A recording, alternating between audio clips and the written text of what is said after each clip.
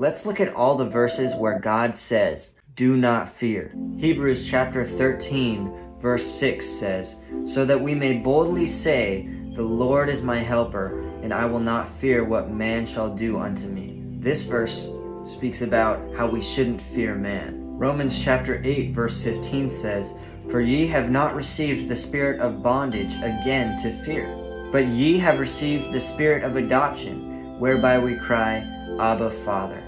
This verse says that we are free from fear because we have been adopted by God our Father.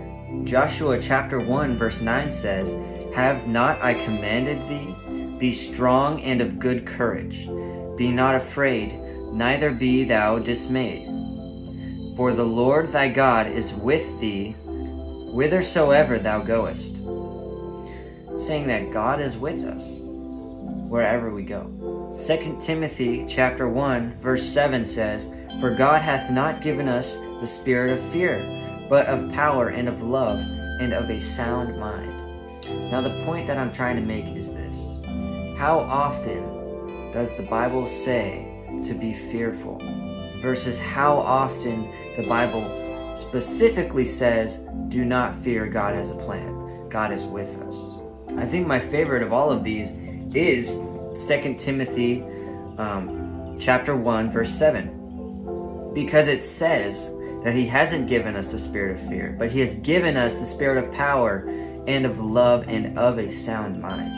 It specifically says the opposite. He hasn't given us the spirit of fear, but power, love, and sound mind.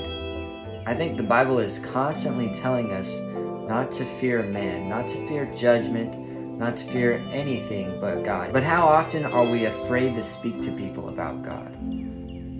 How often are we afraid of their judgment? Because that's the answer. God has given us the spirit that's opposite of fear.